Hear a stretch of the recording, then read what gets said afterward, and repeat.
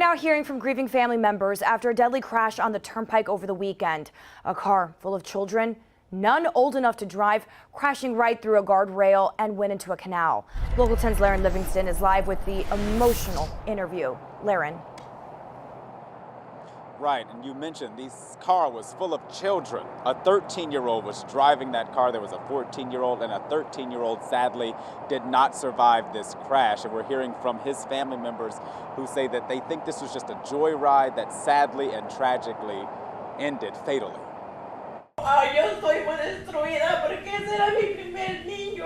An abuela's heartbreak felt in any language after losing her first grandson. Juju has come.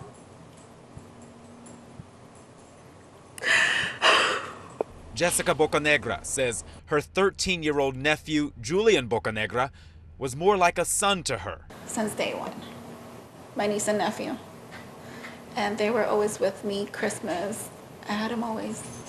Juju, she says, never got into any trouble, wanted to be a rapper someday. Why you gotta act like that? We just young running up a bag. At first I didn't believe him because he's 13. He would tell me I'm at the studio, we're working on songs. He was always writing songs. My car rolled into the turnpike.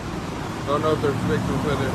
Troopers say Julian was in that car when it crashed Saturday night on the turnpike near mile marker 47. The 13-year-old driver lost control, hit a guardrail, eventually coming to a stop in the water next to the highway. We've learned that driver and a 14-year-old passenger actually left the scene.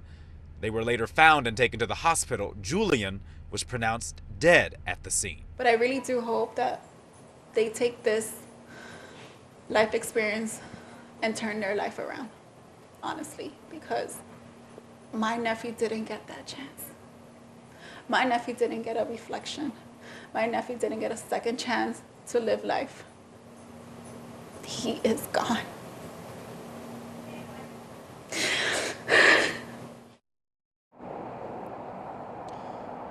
That was a tough interview to sit through. Julian's aunt tells me that her nephew's father, her brother, and his mother are hoping to have his body released to them today. Funeral arrangements and final arrangements are pending for this weekend. In the meantime, we're still waiting to learn, this family's still waiting to learn who owns that car that 13-year-old was driving. Troopers say no arrests have been made as of yet, and this investigation is ongoing. We're live now. Laren Livingston, Local 10 News.